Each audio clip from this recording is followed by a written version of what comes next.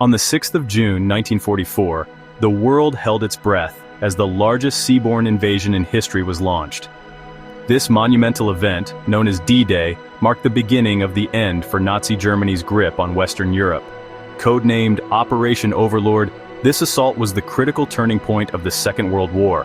For years, the Allies had been planning to open a second front against Hitler, a move that would relieve pressure on the Soviet Union in the East and begin the long, arduous process of liberating France. The decision to invade was not made lightly.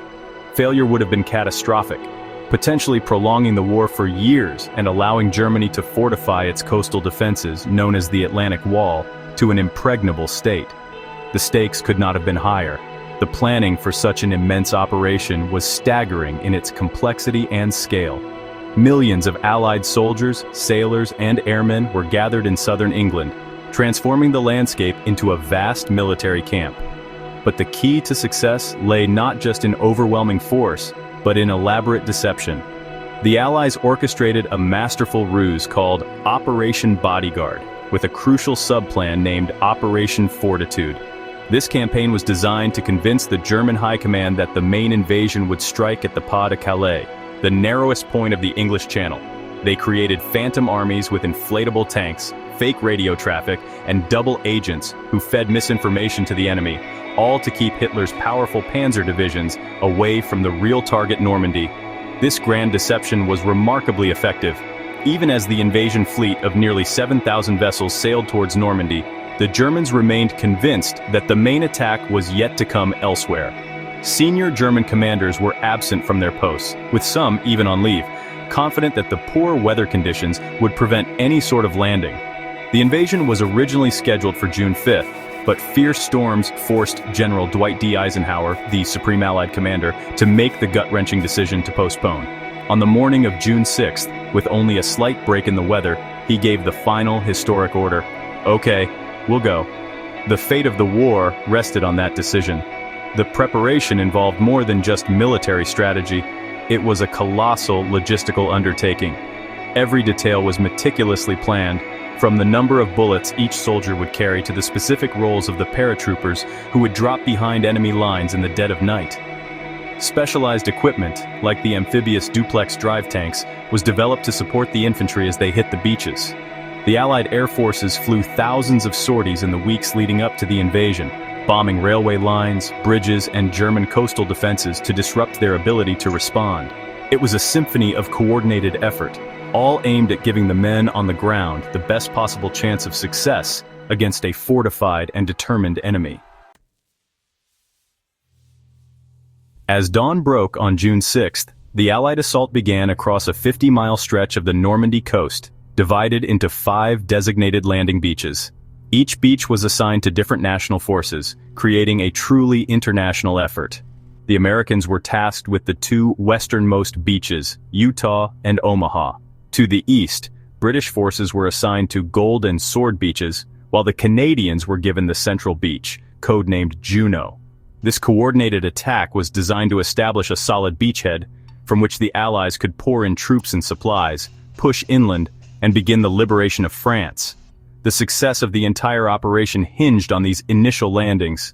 The experience of the landing forces varied dramatically from one beach to the next. At Utah Beach, the American 4th Infantry Division had a stroke of luck. Strong currents pushed their landing craft about a mile south of their intended target, placing them on a section of the coast that was far less heavily defended. Casualties were relatively light, and the troops were able to move inland quickly, linking up with the paratroopers of the 82nd and 101st Airborne Divisions, who had dropped behind the lines hours earlier. Similarly, the landings at Gold, Juno, and Sword, while meeting stiff resistance, were largely successful. British and Canadian forces fought their way through machine gun fire and minefields, securing their objectives and beginning the push towards the crucial city of Caen. However, the story at Omaha Beach was one of near disaster. Here, the American 1st and 29th Infantry Divisions faced the full, horrific power of the German defenses. The preliminary naval and aerial bombardment had failed to neutralize the well-entrenched German positions on the high bluffs overlooking the shore. Strong currents and rough seas swamped many of the amphibious tanks before they even reached the beach, leaving the infantry with no armored support. The men were pinned down on the exposed sand by a relentless storm of machine gun and artillery fire, suffering devastating casualties. For several terrifying hours, it seemed the landing might fail entirely.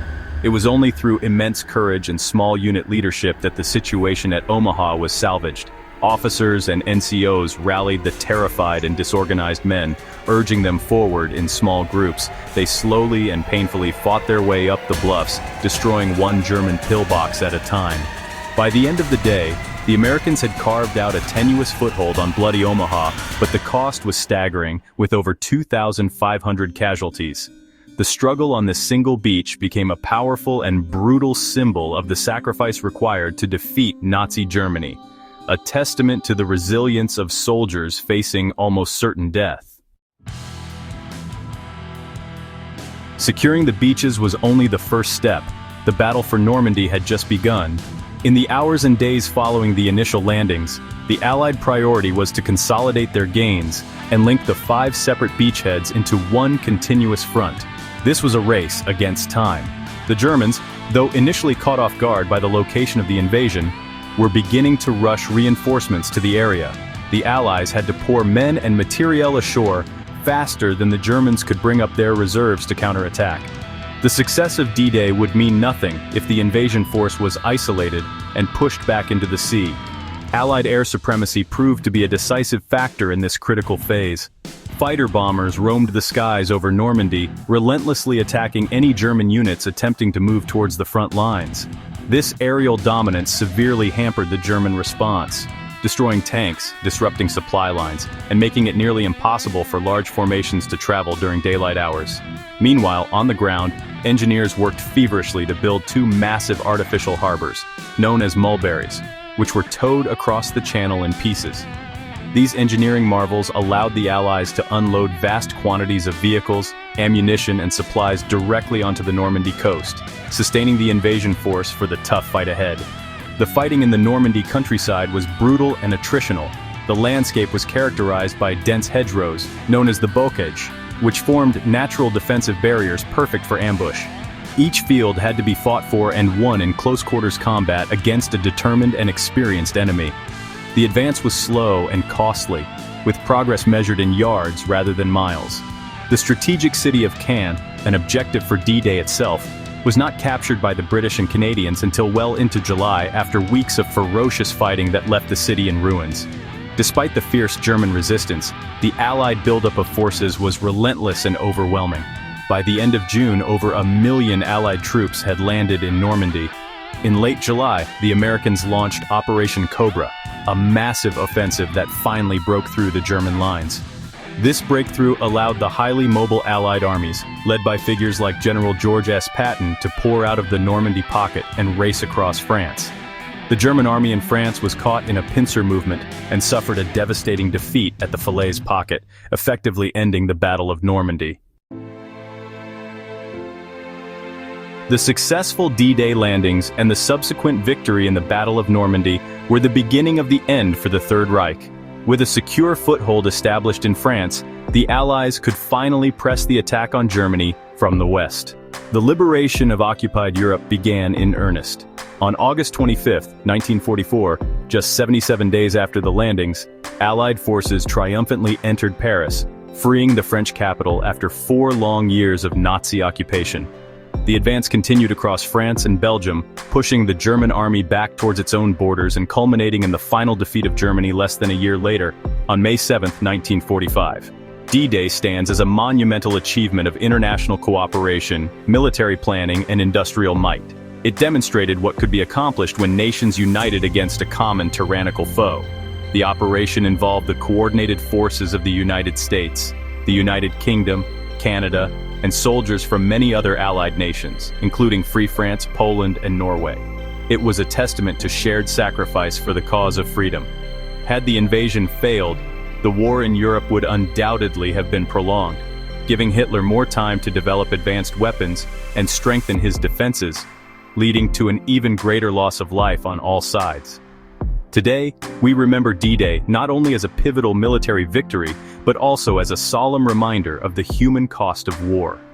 The beaches of Normandy are now peaceful, but they are dotted with cemeteries containing the graves of thousands of young men who made the ultimate sacrifice.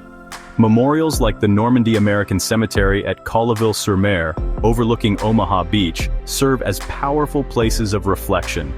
Every year, especially on major anniversaries, world leaders, veterans, and citizens gather there to honor the courage and sacrifice of the D-Day generation and to ensure that their legacy is never forgotten. The memory of D-Day endures as a powerful symbol of the fight against oppression. It reminds us that freedom is not guaranteed and often comes at a terrible price. The stories of the individuals who fought on that day, the paratroopers dropping into darkness, the infantry charging into a hail of gunfire, the pilots dominating the skies, continue to inspire awe and gratitude. By remembering D-Day, we honor not just a turning point in history, but the profound human spirit that drove ordinary people to achieve the extraordinary in the defense of liberty for the entire world.